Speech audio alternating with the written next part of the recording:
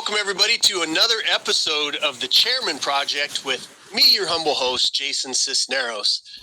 This week is going to be fantastic. This is the title of this show, as you know, and this series that we do is Conversations with Chairmen, chairwomen, chairpersons, whatever people like to be called these days. But this is where we take all of the conversations that we have over the years and the implementation into your own life, and we talk to somebody who's traveled and gone on the journey that you've gone on. Today we have David Schmidt with us. He's the founder, CEO of LifeWave, and we cross paths in a pretty unique way. Those of you know, you've heard me talk about different things that I do in business. I'm constantly talking about the fact that to be successful, you have to optimize your health. It is one of the key components. It's one of the foundational pieces that you have to have is your health. And David has put together an unbelievable product. We're going to talk about it, but he's also built along the way in service of other people. He's built a $405 million company and is winning awards in his industry as a top performer with integrity and with service, and it's really delivering for people. So I want everybody to, you guys can do a lot of research. There's a couple of things that I asked him before we started the show that he was proud of, and much like a lot of the producers in the world, they're very humble. They don't really like talking about themselves, so you can go and Google him and get all the background. He's a unbelievably intellectual man. He's done some incredible things, how many patents he has, all that kind of stuff. But the two things that he said today was the fact that he started this company that's over $400 million a year now. He started it in his bedroom. And that is amazing to think of for your own journey. And that he had a dream, like all of us. We all had a dream of what we wanted to do when we grew up. He had a dream when he was 7 or 8 years old to become an inventor. And boy, oh boy, has he done that. So welcome to the show, David. As you know, I've been excited to have this conversation. Let us know a little bit about you that you think is important, and a little bit about the company that we're going to be talking about. Thank you, Jason. It's a pleasure, and thank you so much for your time today. Really looking forward to this. Well, I think the first thing, since your audience is entrepreneurs, I've wanted to be an entrepreneur most of my life. Since I was in college, I knew that going down the road of working for a company for 30 or 40 years was not going to be my path in life. And I tried a few different businesses along the way. I owned a computer business in my 20s, which was successful. And then I started a business with a group of guys, engineers, and we were designing equipment for the U.S. Navy through government contractors. And that was by and large a successful business. And then that led me into LifeWave. So an entrepreneur's path is very interesting. Sometimes we start with the idea that, wow, this new company is going to be what I'm going to do the rest of my life. And then circumstances change and we find it was a learning experience. And then we can move on to some other things. And now, you know, I did not start LifeWave until my late 30s. And it's really been an incredible life-changing journey in so many different ways. And today we get to help literally millions of people all over the planet. So it's incredibly rewarding. That's awesome. You and I, one of the first conversations that we had, we talked about the fact that I identify with Batman and you identify with Iron Man, which is obvious, you know, back there. I'm dressed a little bit more like Tony Stark today, and you're dressed a little bit more like Batman. Right. Right. That's true. And, you know, Iron Man, of course, is a billionaire inventor. And so I think I resonated with him from when I was very young and was reading comic books. And I had no idea the impact that comic was going to have on my life. But yeah, I think once you cross 100 patents, then I think you can say you're an inventor. That's right. Yep. Well earned. Well earned. Well, tell us a little bit about the company that you started back in 2002. I think you finally got it kicked off 2004. Tell us a little bit about what the product is. Let's get that out of the way so everybody understands exactly what we're talking about. By the way, when you start talking about these patches, I have one here, I have one on my belly, I have one on my heel right now. It is something that and again, those of you that have followed the show understand that I'm constantly dialing in my business or my health because I want to be able to perform and serve it at a much higher level. This was an instant game changer right off the bat. And my wife and I both said, oh, sure, some patches, that this is going to be another thing that we're going to do. And both of us had almost the same conversation with each other. We looked at each other one night, and she had put on the LifeWave patches for some pain in her back, and she goes, "I don't want to admit this, but these work." Well, when I started the company in 2002, the circumstances were very interesting, in the sense that it probably was not the ideal way that you want to go and start a business. But as with anything in life, when we're presented with an opportunity, we can either say yes or no. And so obviously that was a path that I pursued. But I had been working for a number of years designing equipment for subs. And the last thing I had in my mind was starting a network marketing company. I originally invented this technology for use of Navy SEALs on a mini sub, and that's what I was thinking at the time. But then when 9/11 hit, it really changed everything. My team, we were working on emergency systems, and the government wasn't interested in that after 9/11. They were interested in weapon systems and other tactical information and equipment. And so the people that I was working with at government contractors, you couldn't get in touch with them anymore. They were busy doing other things. So I had a family to support, and our contracts were frozen during this period of time. And so as a practical matter, I had to start thinking after 6, 8, 9 months, what am I going to do to support myself and my family? So I started thinking, well, this technology, which I developed and own, because it improves energy by elevating fat burning, I'm sure I can find people in the public that are going to be interested in something like this. So I started energy and fat burning. Weird. It's weird. So I started to take samples of the product and show it to business friends. And I had 2 business friends contact me and say, "Hey, if you set up a company to market this, I would like to invest in that business." So I thought, okay, the interest is there, the money is there. I think these are some good signs. I should go out and probably start the business.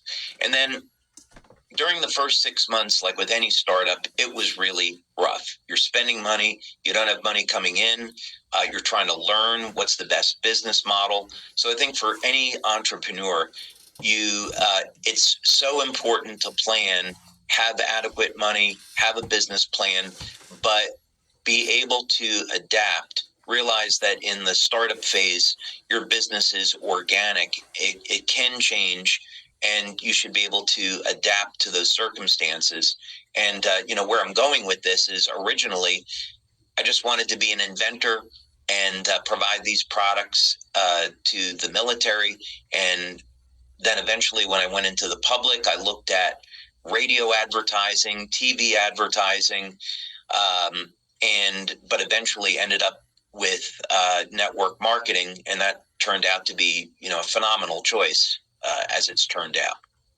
What was the intent, your original, your inception thought when you were building this product and this technology? What was the original outcome that you had intended for it? So one of my inventions was a turbine. And this was what was unusual about it is that the turbine didn't have any blades, and it could run on any fuel. And if there's an engineer listening, they're going to say, okay, well, that's impossible. But literally with this turbine, you could start it off on propane gas and then switch to a liquid fuel or a solid fuel while it was running.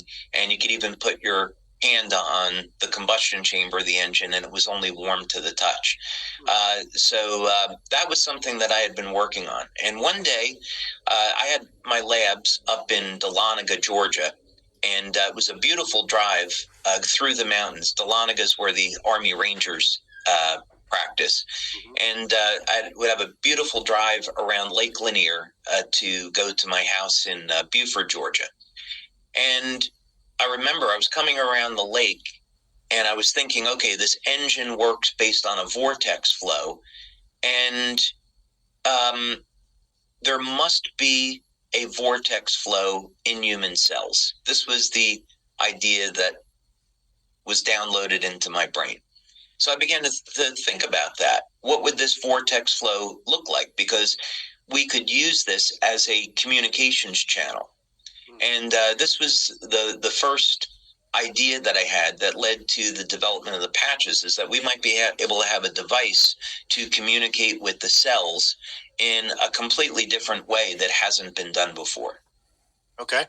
And to communicate, so in the early inception thought, just that thought, but to communicate to do what?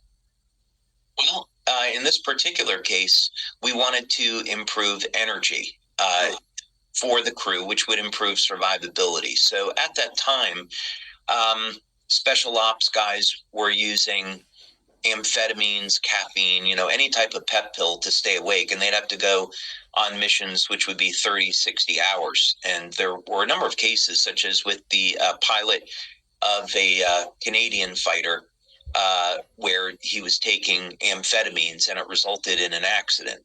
So I thought, well, I've been interested in health my entire life. If we could find a natural way of increasing energy in the body, this would be a huge advantage. And the best source of energy on the body is fat. We get over twice as many calories from fat burning as we do from carbohydrates. So if we could have a way of communicating with the cell and say, hey, I know you're burning carbohydrates, but switch and burn fats instead, then that would be a very constant, stable level of energy. What I wasn't thinking at the time was that this would be a very powerful anti-aging mechanism. As it turns out, beta oxidation or fatty acid metabolism is closely linked to the function of the mitochondria in the body, the powerhouse of the cell. And as we age, no surprise, the ability of our body to burn fat declines, and we switch over to glucose, sugar metabolism.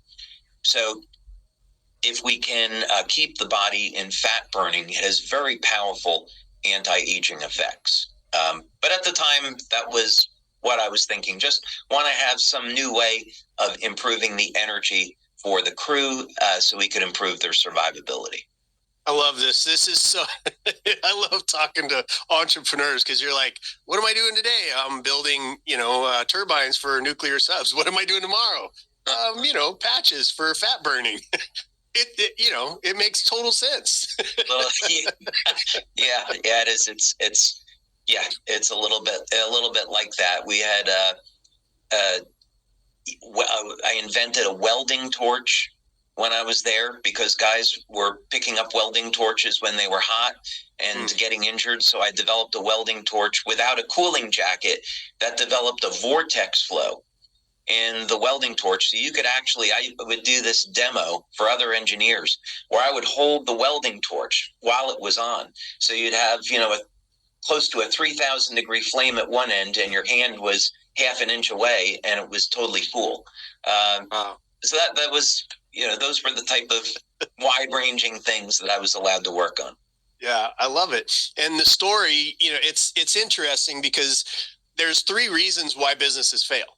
One is they don't have the proper capital. You already addressed that. The next one is you don't have management skills. We'll talk about this at the end of the show, this core four that I talk about a lot, and get your feedback on that. And then the third one is inventing or going to market with something that people don't need or want, right? And that's about out of the 95% of companies that fail, that's a third of those is because they come up with a great idea, but you're an inventor. And we talk about a lot in business that business is an intellectual sport, And we talk about football and all these, but it's an intellectual sport. It's how you can use your mind. And what you were doing was you were solving problems, right? There's a movie called Robots, and one of them there's this reminds me of you, not because you're shaped like him, but because of the way your brain works. But there was the one of the characters, Robin Williams was the main character, but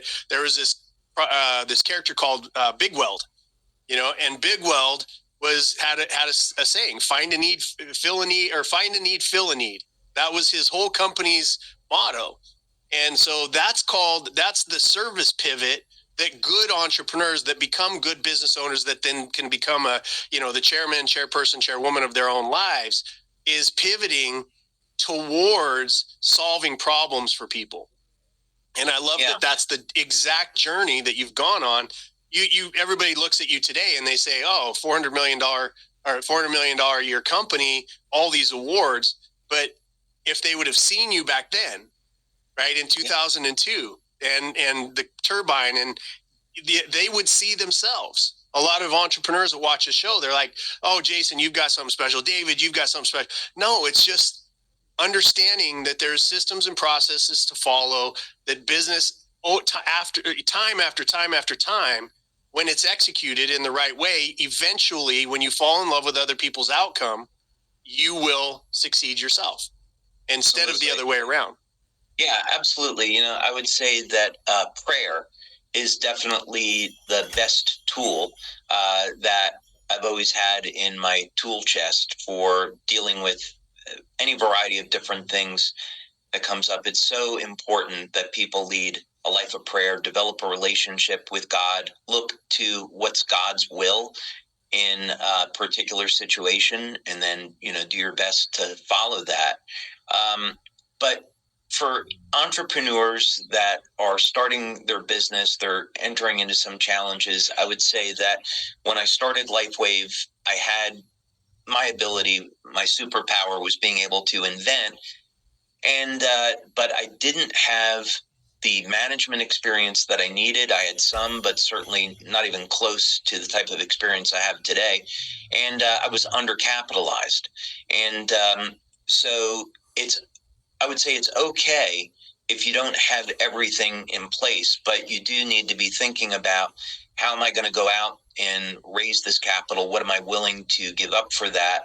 Thinking about, the long term, that you still want to be in control of your business. There was many times where I was offered money and I turned it down because I wasn't willing to give up, 25% of my company. And then there were, I've probably made more mistakes over the years, than making good decisions. So it's totally okay to make decisions where they're wrong and they don't pan out. Sometimes you hire people and you think they're going to do a good job, and then it doesn't turn out that way. Those mistakes are going to happen. But what really matters is, how do you respond to that? You can get upset. You can get depressed, any variety. You can want to give up. But what's really important is that you use these experience for character building. You find out, are you truly dedicated to this direction that you're taking your life in? Are you dedicated to a cause? Because they say in Batman, if you're dedicated to an ideal, then you become something else and no one can stop you, right? And that's really important. So for an entrepreneur, you really want to know, what is it that I'm doing here to benefit humanity? How is what I'm doing going to be of value to other human beings? If you're not thinking about those things, it's a huge mistake, because eventually the forces in the world are going to wear you down. But if you're committed to this ideal, hey, I'm doing this because I want to make people's lives better. That's why I'm doing it. If that becomes your focus, then no one's going to stop you. Totally agree. Couldn't agree more. And I'm a recent Christian, fairly new. 4 years ago, got baptized with my wife, with Pastor Rudy, the guy that founded certain ministries where we do rescues. And it was because of what you just said. when I very first met Pastor Rudy, one of my conversations with him was, I'll come and rescue with you, but don't come at me with your Jesus stuff, right? Yeah. What an arrogant! I think back to some of the stupidest things I've said. That was one of them. And he smiled, and he said, that's cool. Just come out and rescue with us. And rescuing with him, you just see miracle after miracle. I'm sure in the health world, you've seen miracle after miracle after miracle. And I was just like, I can't deny it anymore. And that's when I decided to become a Christian. And it really does provide a superpower of discernment to pray and to seek that wisdom and to seek that guidance. I love that. And now over all of these years, because what we talk about in our community is falling in love with the outcome of your client, right? It's really a humble step. It's ethical capitalism versus unethical capitalism. And we have very, very, very clear lines between the two these days. We see unethical capitalism around us. We see, I'm going to get mine.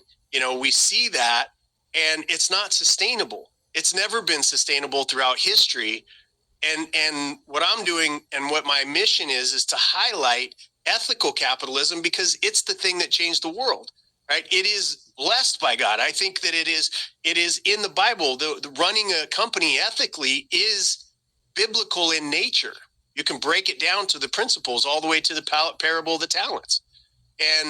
And so I love that your business does that in a couple of ways. Network marketing, a lot of people, I've never really been involved in the industry very much, but I've always had an admiration for it, because if you don't have a lot of startup capital, then the greatest thing, and I've told people this throughout my entire career, if you don't have a lot of capital, go sell for somebody else that put in the risk, that risked everything, that probably failed a couple times, probably didn't pay themselves for a couple of years. Go use somebody else's machine, and all you have to do is sell. And there's no better business model than network marketing, and because they literally, there's no startup costs. I mean, not none, but it's what you get is in product. No, it's absolutely true. The amount of money that we've had to spend in just clinical studies, forget about the research behind it, is millions of dollars. Yeah. We spent $4 million 2 years ago upgrading our equipment where it would be fully automated with visual inspection systems that are automated, robotics. And so all of these things take an enormous amount of capital. And of course, you do these things over time. But for an entrepreneur, as you say, it's really ideal. You can say, okay, I have good skills at sales and marketing. I love health, but, I don't have all this other, time. So what am I going to do? And in networking with a company like LifeWave, we've put in the time to do the clinical studies, set up the manufacturing, put all the systems in place. And now somebody can come in with very, very little money and have a business that's up and running and, get paid the very first month. And that's really unheard of for an entrepreneur outside of networking. So it's an amazing industry in that regard. It is. And then you add to it, because again, one of the other things that I've told people is never try to sell something that you don't believe in. Right. And that's what I have found, like, as I've been using the patches myself, because I have to, I cannot open my mouth unless I believe in something. Right. And it doesn't matter if it's my best friend or my brother. If their product sucks, I'm going to say it sucks. And, because I have to be honest. And, and as I was using these patches, because when I do something new, I benchmark. I say, okay, I've got my blood test done for the quarter. I'm constantly upgrading my health. I'm constantly doing something every quarter. Well, your patches were the thing for the quarter. And I'm watching, there's multiple things. There's clarity of thought, there's energy, there's the pain patches. But for me, one of the biggest components, again, energy. I'm running at top level every minute of every day, and I love it. Like, it's the best way to experience life. I don't want to experience life on my back. I don't want to experience it, binging on Netflix. I want to binge life. And one of the things that I've noticed, and I told my wife this about 7 days ago, I said, I'm doing nothing different. I fight every morning at the boxing gym. I go and lift. We walk sometimes. My wife's much more of a walker, and we watch what we eat, supplement appropriately. But I said, my body fat is dropping faster than I've ever seen it before, and it's just melting. This is one of the things, doing nothing different, right? Which, to your point, is I've been drinking less coffee. This is hot cocoa, just because I like hot. You know what I mean? It's not. I got my water here. Yeah, it's like I love hot, warm drinks, and so it's hot cocoa and honey, and that leads to a more sustained energy level. And in the gym, I'm 52 years old, and I'm straight crushing, guys half my age in the sustainability. So it's been amazing to watch. Hi, my name is Jason Sisneros, founder and chairman of Anton J Global, a world-class business consulting company that has helped hundreds of clients and thousands of growth course students fix, scale, and successfully master their businesses.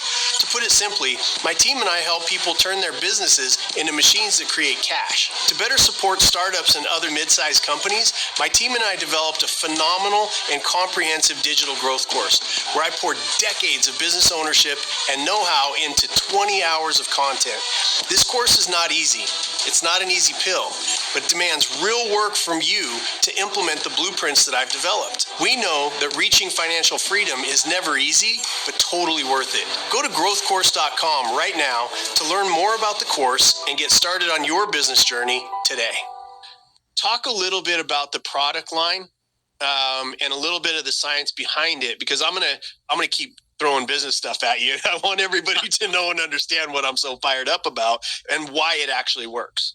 Yeah. Well, so the products work by stimulating the body with light. And what's so interesting about this, foundationally, there has been a tremendous amount of research that's been done in the last 20 years to validate technology like LifeWave. The history of light therapy actually goes back thousands of years. In India, they were using different colored lights for healing. In ancient Greece, they did it. And back in the early 1900s, there was a Danish scientist who won a Nobel Prize for the use of light therapy. But it really hasn't been until perhaps the past 10 to 15 years that light therapy has been valid as a scientific phenomena. And what I mean by that is that if we went back 20 years ago when I started LifeWave, light therapy was really thought of as being quackery. It was thought of as really not having a basis. However, in secret, the Department of Defense was investing millions of dollars through the Department of the Navy to look at a phenomena called photo repair, where we can accelerate the regeneration of damaged tissue using very low levels of light. From the 70s, there was a scientist in Germany called Fritz Popp, and he was finding that out of all living cells, didn't matter if it was human beings, plants, animals, if you take these cells and you put them in a room that's completely dark, and then use a piece of equipment called a photomultiplier tube, you could actually measure wavelengths of light coming off of all living cells. And the light was coherent, just like a laser. So the significance of this is that in human beings, from the DNA, from the cell nucleus, there are pulses of light that are being emitted that are highly coherent. What that means, they're of a single wavelength. And this is one of the systems that our cells use for communication. So the DNA emits a pulse of light, and this light, these photons of light, will initiate a biochemical reaction in the body. So researchers like Dr. Jerry Tennant, Dr. Becker had found that the energy systems of the body control the biochemistry. So this is incredibly powerful. A very simple example of this is, okay, so let's say you're 52 and you look fantastic, by the way. I think most 52-year-olds would want to be in the kind of physical shape that you're in. Now let's say we know that testosterone levels in men are going to be declining after we get over the age of 30. And what do we do to elevate testosterone naturally? Well, if we go out in the sun, and we let the androgen receptors on our upper shoulders, our traps, get exposed to UV light, that will cause an increase in testosterone in men. So we don't necessarily have to look for herbs or hormone therapy. We can use light to elevate testosterone. That's one example. Everyone knows that we can use light to elevate vitamin D. And this is because the body has receptors that are activated by different wavelengths of light. So when I invented LifeWave technology, it was based on this principle that we could use different wavelengths of light to turn on different biochemical systems in the cell, and this would result in a certain benefit. So in the first product, this was turning on fat burning. In other products, we found ways to detoxify the body, reduce pain, improve the quality of sleep, anti-aging effects. And of course, with X39, we're elevating a peptide called GHK, or copper peptide. And this single peptide has a phenomenal number of benefits at improving overall health and wellness in the body. So in your example, you use X39, and we see statistically that it has significant impact on people's physical strength, stamina, flexibility, and other measures of physical performance. How about the X49?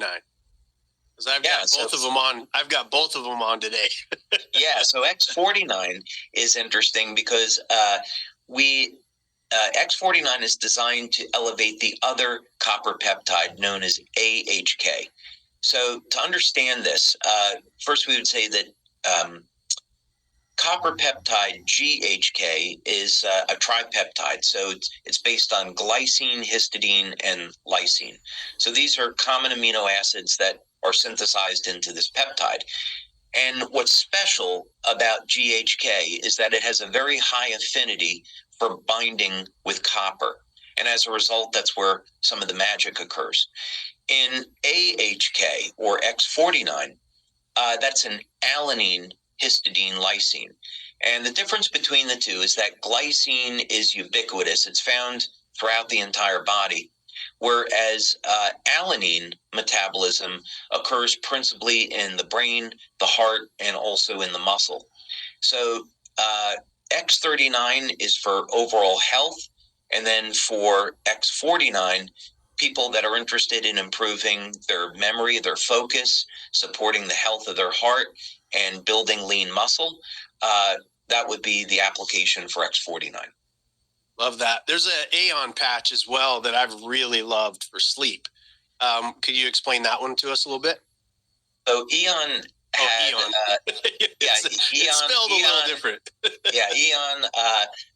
That was a really fun product to develop, and it has an interesting backstory because I was at a party with a group of doctors and scientists, and we happened to be talking about longevity.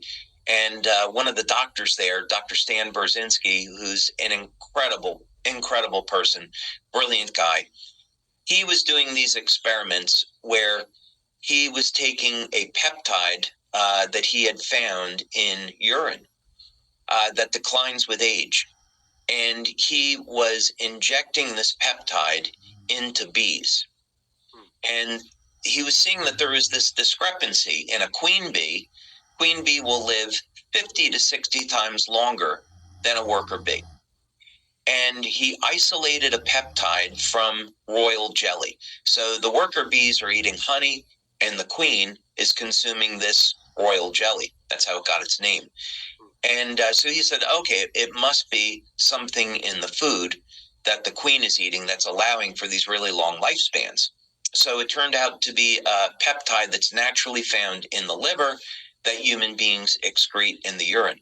So he was able to synthesize the peptide and inject it into the worker bees, and it would increase their lifespan by 5 to 6 times just from one injection. Wow. So I thought, I want to have a patch that does that. I don't want to age. I want to maintain my health, stay young as long as forever. How do I get this thing? So long story short is it doesn't work in human beings because it has such a short half-life, and you'd have to be on it 20 hours a day. But the beauty of the patches is you stick the patch on and it will stimulate the skin to make this peptide. So you don't have to get it through a supplement or an injection. But in any case, I designed the Eon patch to elevate this peptide, and what we discovered was that it was acting like a broad spectrum anti-inflammatory. You'd apply it to people, and they get a reduction in their body's levels of stress, and it would happen very quickly. So we market the product for stress management, but in fact, it has a number of very significant health benefits. I love that. So when are you going to come out with bodysuits made out of this stuff? The interesting thing is that you don't have to cover your body in patches, and you don't have to have a suit for it. I'm of the opinion that if a little's great, a lot is better, right? That's not always true. No, it's not. It's not. In the human body, actually, it only takes a few packets of photons, very, very small amount of light to actually turn on a biochemical process. So this is one of these things where a small amount goes a very, very long way. Now, there are going to be cases where people have chronic pain, and we have a product to help assist with pain management. And you can apply these patches, one set on the lower torso and one set on the upper torso, and that will help to manage pain throughout the entire body. But generally speaking, one patch of each kind is plenty. Yeah. Well, I found that because I tried 2 one time and it spun me out. It's like I got that can happen. It can be a little too much. That's true. Yeah. So let's talk a little bit about the other products that you have. Like, if you could just spin through them really quickly. What is the product line, and maybe what people could be looking at it? They obviously can go to my website. You go to jasonsisneros.com. You'll see B2E Built to Exit Health. It's under there. All of the explanations, a lot of the research that you're going to want to do is available on that site. But what are some? You don't have to go through the whole line. Just tell me a couple of your other favorites. So obviously X39 and X49, those are our lead products. And when someone is starting off, they should start with X39. That's the simple way to go. The energy patches were the very first product that I invented. People still use it today. Many people get plenty of energy from just X39, but we still have athletes that like the energy patches and it finds that they help them. LifeWave has been incredibly popular because such a high percentage of the population, unfortunately, suffers with some type of acute or chronic pain. So LifeWave has helped people all over the planet with a natural way of managing pain and reducing pain quite quickly. We also have another product called Silent Nights, and this is a natural way of improving melatonin levels in the body. It doesn't have any melatonin in it. So in other words, this is still stimulating the body with light. So you apply it in the evening, and it helps promote very restful sleep. So people that are struggling with their sleep could really benefit with Silent Nights. Love that. All right. I've been hearing some rumors about some anti-aging stuff that you've got in the hamper here, or in the hopper. Sorry, that is based on researching in the animal kingdom, some animals that don't age, Right. Ants and lobsters in particular. So talk to us about what's coming. Again, I'm here. Again, everybody who's been following me for years and years and years, I have never done a show where I promote a product. Never. I will talk about maybe something I'm using or whatever it is. So this is going to be shocking to some people because I believe in the product and the company. I believe in this man here as a man of integrity, a godly man, somebody who is definitely stepping up for and giving opportunity to a tremendous amount of entrepreneurs that otherwise wouldn't have it, and doing all of that by increasing health and by falling in love with the outcome of the user of the product. That's why I believe it's a $400 million company, and he's been able to overcome some amazing things in his career. But I would like to know from you if you can shed some light on some stuff that you have coming up. Sure thing. I would say, as a company, what we're looking at today is how can we do the most good in the world? And so we're taking a percentage of the money that we make and donating it to good causes. So, for example, there's one charity that we've been looking at, which is doing a cleanup of the ocean and removing the microplastics from the ocean.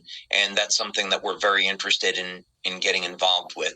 These types of things. In terms of future products, I'm very concerned about the integrity of our food supply. And so we've looked at technologies here and have some patents on new tech to allow people to grow food in their home in a completely new way that hasn't been available before. And we're also looking at power generation. I have a background in different methods of generating power, and we've come up with some things that would be incredibly useful for people to power their homes, and when we're forced to, electric cars that would allow people to be off the grid and generate energy in a very clean and sustainable way that's good for the planet. But shorter term, well, wait a minute, because you just broached a couple of issues that are because this is sort of my world as well. I hope you're protected, because when you start talking about interrupting these industries by helping people be self-sustaining, it causes a few waves. So I just hope you're taking care of yourself and that you're protecting yourself. Thank you. I appreciate that. I do think about those kind of things. Mm-hmm. And we also think about how can we introduce these things out into the world without creating problems. But sometimes you're going to make some waves, and sometimes that's a decision that you're going to make. But the fact of the matter is that it should alarm people how much land that Bill Gates owns at this point and what he's doing with that land. It should bother people that what some of the elites are talking about is they want us to get us to eat bugs or products derived from that. So I think some of the trends are with food and also with power generation are concerning. And so entrepreneurs should be looking at perhaps better ways to do that. And of course, then there's opportunities there. There's always going to be a segment of the population that are concerned about the level of genetic modification in the food supply, or in this case, also vaccines now in the food supply. Absolutely. Yeah. And thank you for thinking about that. And that's my community where we've been through this whole entire thing for years now. And it really does come down to the idea that we're banding together, right? I believe that business owners are some of the most ethical, hardworking, sacrificial people, honest. We don't have room for racism. We don't have room for misogyny. We don't have room for all of the things that we have out there because we're busy serving. And I love that because that's we've all kind of looked around and go, oh, we need each other. In the business community, especially, because for the most part, we do our thing, right? We build our businesses and we do our thing. We don't really have time for a whole bunch of other things because we're busy working, supporting, our staff, supporting our churches, supporting our synagogues, whatever it is that we happen to have going on. but this has woken this community up at a high level. And I love the idea of the network in general, much less the marketing, because it gives us a chance to bond together and to be together and to speak together and to lift each other up with products like yours, with a mind like yours that can solve the problem, that's the entire reason behind entrepreneurship, is to innovate, right? Like, old companies age out and then new companies come in. That is the natural way of the best version of entrepreneurship, right? And so you bringing these ideas, all of us out here being able to take them and apply them, give feedback, how it's working for us, for our families, that is ethical capitalism 101. So thank you for the way that your mind works and the fact that you're coming up with some of these solutions. I completely agree that entrepreneurship is incredibly healthy as an organism, and we should be phasing out old ideas that aren't relevant anymore and bringing some new things in. But some of the new things that are coming in from companies like the genetically modified meats, the FDA approved Impossible with, I believe it was 57 compounds that were unidentified. It's insanity. So I certainly don't want to put that in my body. And then there's microplastics in the food supply, so they act as xenoestrogens. There's all the contaminants that we know about. And so for people to be able to protect and maintain their health, we are going to need some alternatives. We're going to need to be able to have a food source that is not contaminated and we know actually contains nutrients that are good for us. Even this new coating that Bill Gates is behind, a peel. And on the surface, it sounds pretty good. You're going to put this coating around a fruit or vegetable, and it's going to stay fresher longer. Well, the problem with that is that after you pick a piece of fruit off of a tree or take a vegetable off the vine, the amount of nutrition in that produce declines rapidly with time, within a period of a few days, and that's why it goes rotten in the first place. So if you're preserving the fruit and you're making it look fresh over a period of a few weeks, actually the nutrition level has become quite diminished. So the net end result of this is that we can expect the rates of obesity to increase because people will be taking in dead calories and our bodies are going to be starving for nutrition. So these are some of the problems that we're being faced with now. And but you say it quite clearly, and forgive me or correct me if I say it incorrectly, but you say pretty clearly that the two types of degradation in our health or our energy levels, it comes from oxidative stress and from inflammation. And so when those two things are involved, like the coating on all these, like that is creating not just getting the proper nutrition, but you're also putting other chemicals and other things in your body that causes oxidative stress and inflammation. Is that correct? Well, okay, let's use an example. Let's say that we were to consume an orange, mm-hmm. and that orange did not have any nutrition in it, like the bioflavonoids, vitamin C, and the process of creating energy in our cells generates metabolic waste. So we're going to produce oxidative chemicals as a result of just living, of eating. Yeah. Now, the nutrition that's in that fruit would normally protect our bodies from that oxidative stress. So if it's not there, our body is going to experience oxidative stress it might not normally have because the nutrition in that food is gone. So this would be the concern. Are you a business owner that's looking to build your company into a machine that creates cash? I'm Jason Sisneros, chairman and founder of Anton J Global, a world-class business consulting company that has turned around, merged, or prepped for sale hundreds of companies just like yours. I'm best known as the architect when it comes to fixing and building companies across the globe.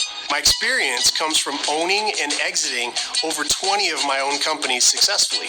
It's that real-world experience that I've converted into the ultimate blueprint that has saved and grown my clients' businesses. If you're tired of getting bad advice, have bought all the books, all the coaching programs, and still aren't seeing the success that you were promised, it might be time to work with a team that has actual experience and a track record of success. Please scan the QR code or visit antonj.com to schedule your free 15-minute consultation to see if we can help you reach your outcomes. That's antonj.com, ANTONJAE.com.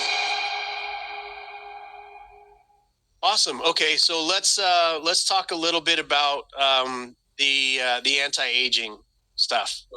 I want to hear a little bit about the ants and the lobsters. Yeah, we began this research back in 2010, and this is actually probably a great lesson for entrepreneurs because it shows that you can start going down one path and then many other great things can come from it. We started this project in the late 2000s, around 2010 or so, we started to move it forward. And I had been doing research with my team on pulsed electromagnetic field therapy. And basically the idea was to create new technology that could accelerate the rate at which people heal. And I went and spoke with Dr. Tim O'Brien at the National University of Ireland in Galway. And Dr. O'Brien runs the Regenerative Medicine Institute there. And I gave him a proposal on how we might use this technology to activate the stem cells in the body and do this with the stem cells already inside the body as opposed to an injection. And we ended up getting our project accepted, and it was funded by Scientific Foundation Ireland. So what we discovered in those early days was that you could treat the body with a very specific type of electromagnetic field, and the rate of healing would be equivalent to injecting stem cells. So this was a very, very significant discovery. Well, what happens in species that don't age, and I suppose first thing, it's important for people to know that there are certain species on the planet that do not age. They would be known as planaria, which are a flatworm, something called a hydractinia, which is a small sea creature with tentacles, tardigrades, which are these microscopic things called water bears. Also, ants have the ability to defy the normal aging process, as do lobsters. So there's a number of these species. And one of the reasons why they don't age is because of their stem cells.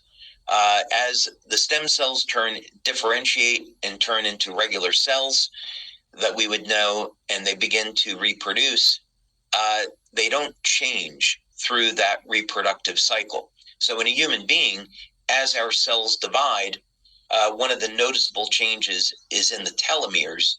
The telomeres control the cell division, and the telomeres shrink. Well, in these species like planaria, when the cells divide, the telomeres don't shrink, they don't shorten. And we wanted to see if we could study these organisms and, find out how is this all happening. So I was doing a Bible study, and I was thinking about how God said, well, don't eat the blood of animals. Don't consume the blood of animals because the life is in the blood. And I thought to myself, maybe it's literally that simple, that there's something in blood that's causing this effect. And I thought, well, in human beings, the blood, now I'm a big Star Trek fan, and in human beings, blood is based on iron. But in Star Trek, you have a species of Vulcans, Mr. Spock, and my nickname in college was Spock. Their blood is based on copper. And in a lobster, their blood is based on copper. It's called the sera. And the compound is called hemocyanin. Well, in any case, I decided to start looking at the spectrophotometry data on lobster blood, and indeed found some unusual things. I saw a pattern that started to emerge and began to create in our labs with our team some devices that could mimic how lobsters were essentially preventing the decay of their cells. And we received a number of patents on a few different techniques that I invented and we developed here. Well, years go by, and we get our first human pilot study, and we're showing these phenomenal effects. And I was like, okay, we did it. This is actually working. Maybe about 6 weeks after that, I'm taking a Bible study, and this is a study on the book of Genesis. And in the beginning, God created the heavens and the earth. And in the study, we're converting English over to the original Hebrew, and then Hebrew, each letter over to its numerical value. And I start to see the same. I got out my calculator, and I thought, I think I'm seeing the same pattern I saw in lobsters. And there it was. The ratios of the numbers were identical to the ratios of the data I found in lobsters that's preventing them from aging. So, in other words, there is a God. God created everything. The Bible is the inspired word of God. And when God created everything, he put a mathematical signature into those living organisms that we can now refer back to and say, yeah, Bible is true. It's right there. It's math. It's incredible. It's interesting when you think, because in the beginning, there was the Word was God, and then things were created, but the first words spoken were, let there be light. That's right. Right. And the amazing thing is that, so the New Testament, the book of John, was written in Greek, and Greek is the other language where you can convert the letters over to a numerical value. And interestingly, the numerical pattern that appears in the book of Genesis and the numerical pattern that appears in the book of John are also identical. And that number is 857. That's the number for the tree of life. Oh, okay. Which was something else that I happened to discover. I didn't see that in the Bible study. There's a numerical pattern of 3, 7, and 7, 3, which keeps coming up, and also the numbers 3, 1, 3. Okay. And 37 and 73 are both prime numbers, and 37 is the 12th prime number, 73 is the 21st prime number. So 3, 7 mirrors 7, 3, 12 mirrors 21, and it gets even more incredible than that. Wow, that's phenomenal. So that's what's coming, right? That's what's coming in the company, and I've done a lot of research on the quality of your company, the people that are involved in your company, and I'm proud to be a member. I'm proud to be a partner. I'm proud to be somebody who is using the product myself, and I'm proud of the company that you've built and the integrity, the energy. There's a culture, right? And there's 4. We talk about the core 4 in business all the time, because you have to build. There's a lot of people that are out there going, oh my gosh, you're going to go from $1 million to $125 million, and it's going to happen in 9 months, right? Right. And it just doesn't work that way, right? It just doesn't work that way. But there's 33 million. I'll give you some of my nerd numbers, since you've given me some of your nerd numbers, right? There's 33 million businesses in this country, right? Out of 330 million people, that's 10%, right? That's 10%. And of that 33 million, 27 million of them do less than $100,000 a year.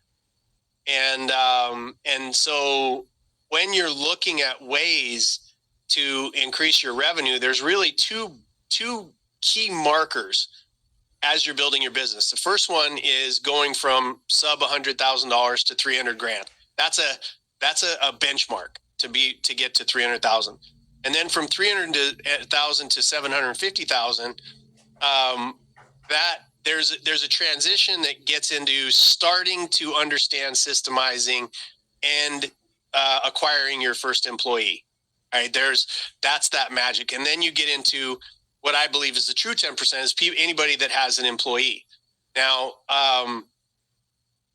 so what we talk about is starting to learn what is the premise. How do you get from 0 to 300,000? That's your first benchmark. You learn a lot of really amazing things in that process that reset your mind from employee mindset to business owner.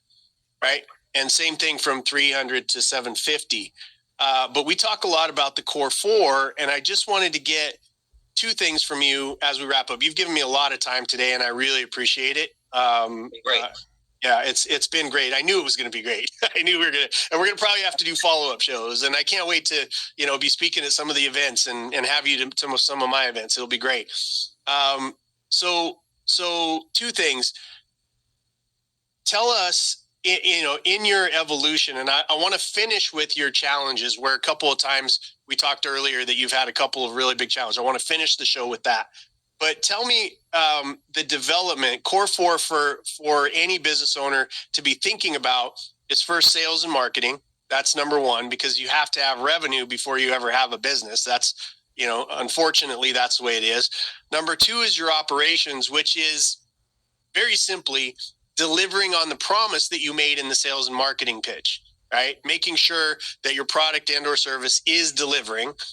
The third piece is understanding finance. Business speaks a language. If I was to go to China, you were to go to China, if we don't know the language, we're going to have an interpreter, or we're going to have to learn the language.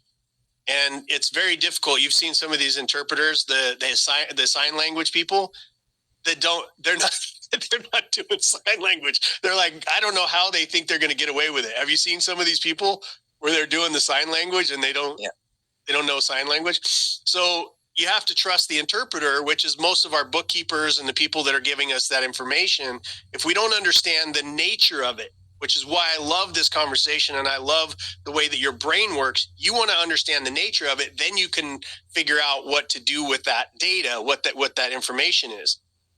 And so finance is the third piece. And the fourth piece, which it should be number one, is culture.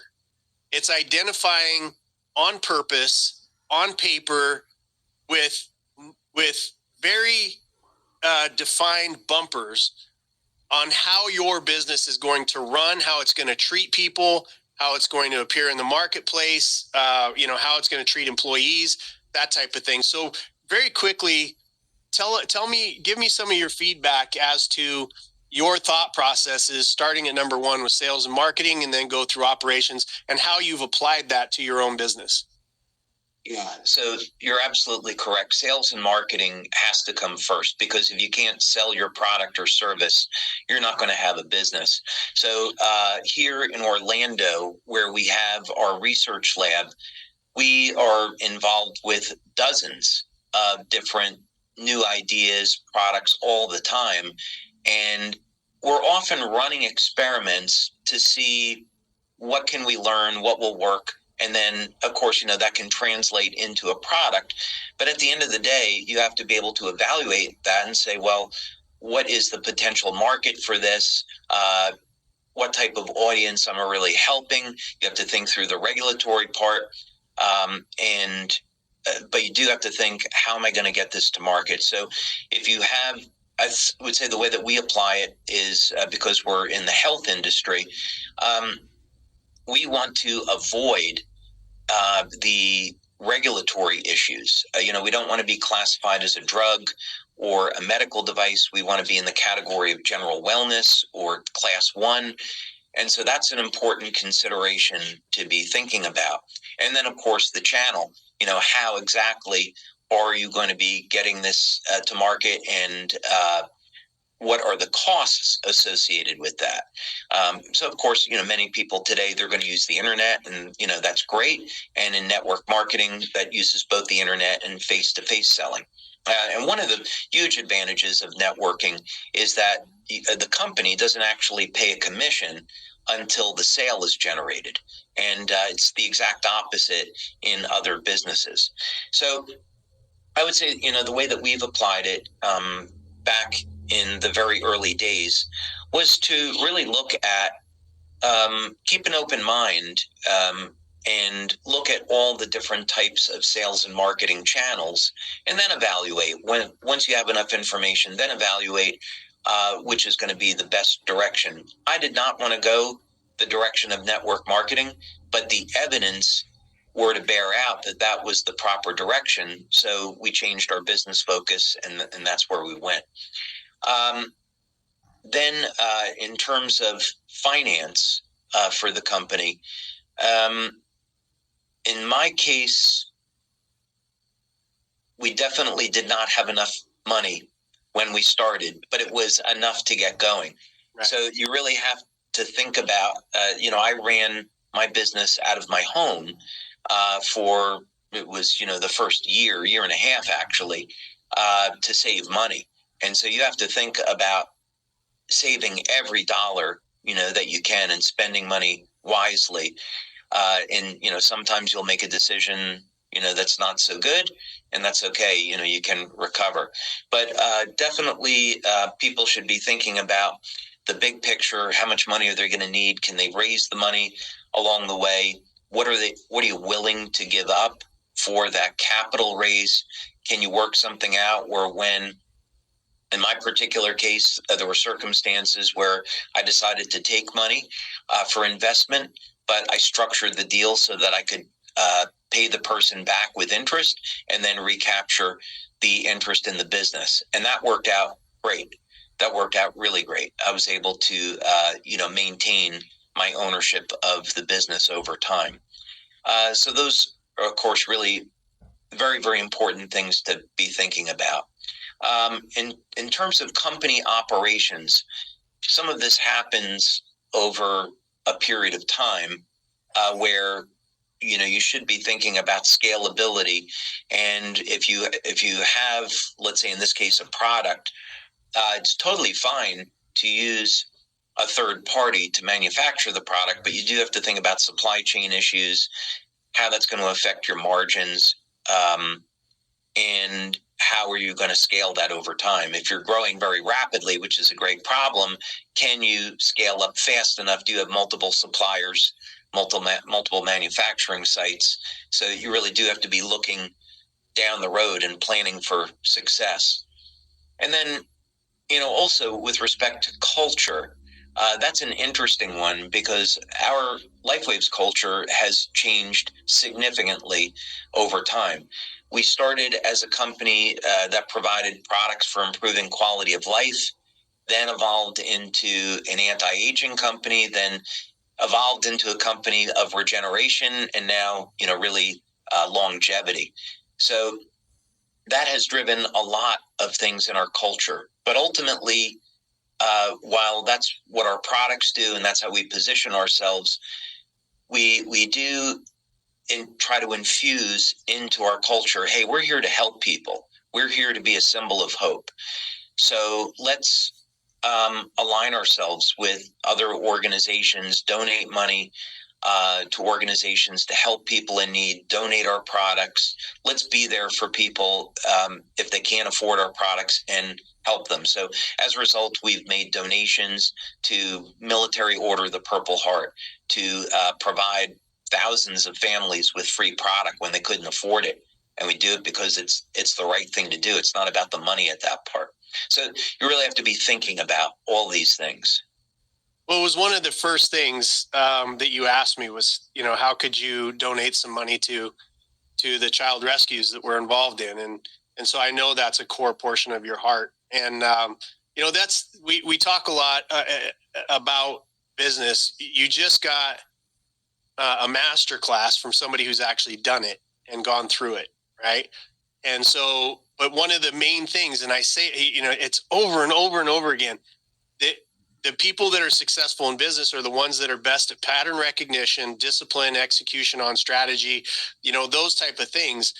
And the resilience gene. I one of my favorite people that I ever met with when I was doing research on the brain and, and neuroscience and that type of thing, she's still there. She's about 85 years old at this point. Looks like she's 37. But she said there's something that she believes exists, which is called the resilience gene. Right? She hasn't necessarily been able to prove it yet or not, but she is one of the top neuroscientists, works on TBIs, military, these type of things in brain regeneration.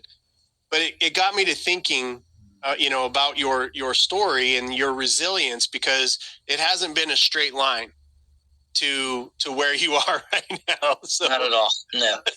So tell us a little bit about that.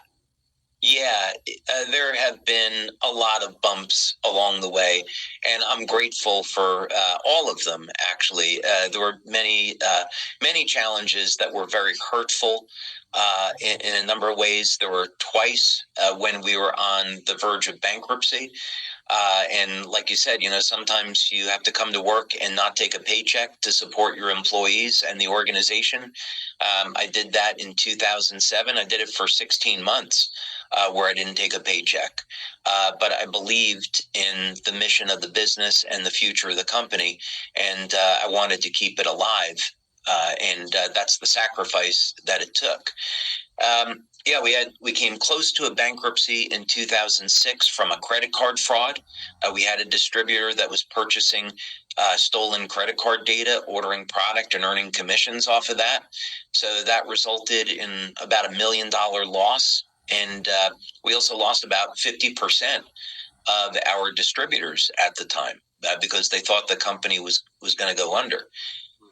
But thankfully, the people that stayed believed in the vision of the business. They saw us helping people every day, and they didn't want to give that up. So, you just get to work and you keep going, and you keep plowing ahead, thinking about different strategies for building. And, eventually that worked. And then in 2016, and this is an incredible story for entrepreneurs, because in 2016, we were the victims of a computer crash. We were trying to implement a new computer system, again, completely out of our control. And for months, the system could not take orders. We didn't have money coming in. And many of the distributors decided to, pack up and leave. They figured, well, that was it. And understandably so. But we went from almost going out of business in 2016 and 17 to going into momentum and becoming the fastest growing company in our industry 4 years in a row. So even when things look dark and it looks like that there's no hope, pray, ask for guidance, keep at it, keep pushing, and keep thinking about how am I going to get out of this? In our case, I had spent 10 years in stem cell research. We put $4.5 million into it. And I kept going back over my lab notes, and I would go into work and say, I am sick of being on the defense. I want to be on the offense. I want to be launching a new product. I want people to be excited about the business. What can I take that I've learned over these 10 years and apply that into a new product? And that's where X39 came from. X39 came from a place where, if it hadn't worked, we would have gone out of business. But gratefully, God had other plans. Amen. Amen. Well, I love it. Thank you again for spending so much time with us. If you had to give your younger version of yourself some advice that would really help accelerate things or help you see through some of those clouds, what would you say to your younger self? I think, now you're asking me this question, and with the understanding that I would never do anything to change the timeline, right? Because I don't want to set things off in some kind of parallel reality, like the butterfly effect. So I wouldn't want to say anything to my younger self that would change the future. I think that's the point. But if I could do that in a way, I think what I'd say is, look, everything you need is already inside you. Pray, develop a relationship with God, turn to Jesus as your Savior, because I'm a Christian, and never give up. Dedicate yourself to an ideal. Do this to help people.